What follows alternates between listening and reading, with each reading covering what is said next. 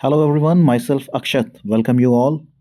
आज हम बात करेंगे कि जो हमारा एडवर्टाइजमेंट आया हुआ है इसका, आर्मी ऑर्डिनेंस कॉर्प्स का, तो इसमें क्या महत्वपूर्ण बिंदु हैं, क्या क्या पोस्ट है, कैसे इनका जॉब नेचर है, और थोड़ा बहुत अगर मैं शेयर कर पाया तो अपना अपॉइंटमेंट लेटर और जो भी चीज़ें हैं मैं आपसे शेयर करूँगा। तो वीडियो ध्यान से देखिएगा। पहली बात मैं आपको बता दूँ कि आप अगर एडवर्टाइजमेंट ध्यान से देखें तो इसमें लिखा हुआ है AOC CRC। तो AOC आपका फुल फॉर्म है आर्मी ऑर्डिनेंस कोर, या कॉप्स कहते हैं, CORPS, corps, army ordnance corps. तो ये भारतीय सेना की एक कोर है जिसके पास सेना के जो कह सकते हैं कि जो युद्ध से संबंधित या जो ड्रेसेस हैं या जो भी चीज़ें हैं, जो चीज़ हमें, जो हमारे जवान हैं, जो हमारे अधिकारी हैं, जो भी हैं, तो वो जो ड्रेस पहनते हैं, जो वो वेपन्स इस्तेमाल करते हैं, या जो भी चीज़ें हैं जो उनकी मतलब युद्ध के क्षेत्र में या युद्ध में जो उनके काम आती हैं, उनका रख रखाव ये कोर करती है, जो है आर्मी ऑर्डिनेंस कोर।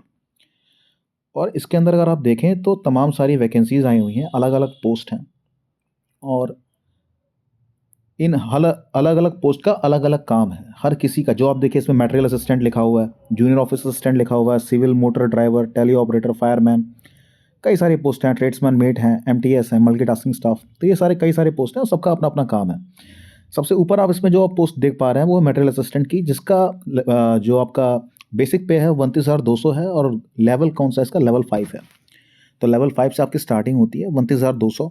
इसका बेसिक मतलब बेसिक पे है, तो आपका बेसिक पे 29,200 हो जाएगा। उसके ऊपर आपको HRA मिलता है, TADA मिलता है, TPT मिलता है, मेडिकल अलाउंसेस है, कई सारी चीज़ें हैं। और अगर आप किसी फील्ड एरिया में पोस्टेड हैं तो उसका अलग से अलाउंस मिलता है। सिमिलरिटी सारे पोस्ट का वैसे आपका है, जूनियर ऑफिस असिस्टेंट का है, सबका आप देख सकते हैं, तो वो अपने हिसाब से आप देख लीजिएगा।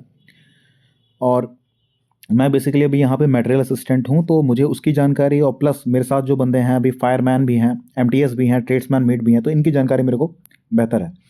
तो इनमें से कुछ भी आपका डाउट है किसी पोस्ट को लेके कि कैसे क्या काम होता है, तो ज़्यादा तो नहीं, क्योंकि थोड़ी जानकारी इसमें हर चीज़ यहाँ पे बताई नहीं जा सकती क्योंकि सेना से संबंधित है। बट आपको मैं एक बेसिक ओवरव्यू दे सकता हूँ कि आप किस मंशा के साथ यहाँ पे इस नौकरी की तैयारी कर सकते हैं। ठीक है, तो इतनी सारी बातें हो गई। अब सवाल ये उठता है कि इसमें आपको कौन सा पोस्ट सेलेक्ट करना है, आप किस पोस्ट के लिए भरें, क्योंकि इसमें नोटिफिकेशन में बहुत क्लियरली मेंशन किया गया है कि आप, एडवाइस किया गया है, मेंशन नहीं किया गया, एक एडवाइस आपको दी गई है कि क्या कीजिए कि सारा पोस्ट सारा फॉर्म मत भरिए। आपको मतलब कुछ पर्टिकुलर फॉर्म्स हैं, इसमें मैं शेयर कर दूंगा आपको, इसमें कहीं लिखा हुआ है वो चीज़। तो वो क्या है कि आप सारे फॉर्म्स एक साथ मत भरिए, कुछ फॉर्म्स ऐसे हैं जिनको आप टच करें या भरें, जिसको आपको, जिस पोस्ट आपको पसंद है, जिसका आपको बेसिक पे अच्छा लग रहा है, या जो आपको लगता है कि हाँ यार ये पोस्ट मेरे लिए सही है, उसको आप भरें, सारे ना भरें। उसका रीज़न क्या है कि पहले AOC में क्या होता था कि सारी पोस्ट अलग अलग निकलती थी। जैसे हमारा जब एग्ज़ाम हुआ था तो मटेरियल असिस्टेंट का अलग पोस्ट निकला था और ट्रेड्समैन मेट का अलग निकला था। तो जिसको भाई मटेरियल असिस्टेंट में हो गया तो बेसिक अच्छी बात है कि हाँ भाई आप अच्छे पोस्ट पे हैं, तो आप सेलेक्ट हो गए। अब जो बंदा उसमें सेलेक्ट नहीं हुआ वो ट्राई करेगा कि यार चलो ट्रेड्समैन मेट में मेरा हो जाए, तो वो उसके पास ऑप्शन था। बट आपके केस में ये पॉसिबिलिटी नहीं है क्योंकि सारे एग्ज़ाम एक दिन होंगे, ऐसा इसमें लिखा गया है नोटिफिकेशन में।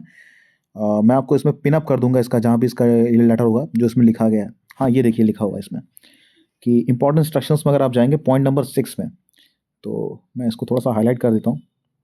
ये देखिए लिखा हुआ है, candidates to note that all tests for the post advertised will be conducted simultaneously. Therefore, candidates are advised to apply for only one post. Advised, it's not compulsion. आपको एडवाइस किया जा रहा है कि जो भी आप प्रेफर कर रहे हैं उस पोस्ट को आप भरें। तो ये बात होगी।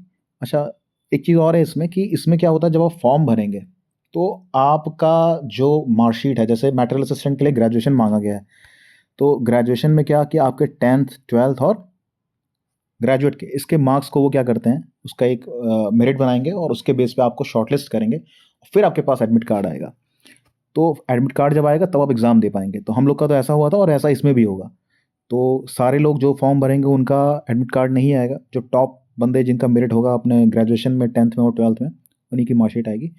अच्छा, कुछ लोगों का और डाउट आ रहा है कि ये, मैं बिहार से हूँ तो बिहार से भर सकता हूँ, यूपी से हूँ यूपी से भर सकता हूँ। पहली बात तो भारतीय सेना किसी स्टेट की नहीं है, ये दिमाग अपने दिमाग से निकाल दीजिए ये बात।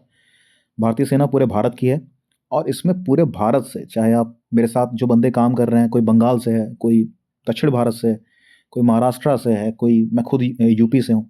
तो इसमें ऐसा कुछ नहीं है कि स्टेट वाइज है, सेंट्रल गवर्नमेंट की नौकरी है, सेंट्रल गवर्नमेंट के पक्ष आपको मिलेंगे और अच्छी नौकरी है, ठीक ठाक नौकरी है, कोई दिक्कत नहीं है। तो वो चीज़ है। और इतनी जानकारी मैंने दी, अगर आप इसमें कमेंट करेंगे तो मैं आपको थोड़ा-सा अपना जो मेरा अपॉइंटमेंट लेटर था और जो भी एडमिट कार्ड था, कैसे आया था, उसमें क्या-क्या डॉक्यूमेंट्स थे, तो वो भी बता दूँगा। तो अभी के लिए इसको इतना रखते हैं, और भी कोई अगर आपको जानकारी चाहिए होगी तो मुझे कमेंट कीजिएगा, मैं आपको उसकी जानकारी दूँगा। बहुत-बहुत धन्यवाद आप सभी का।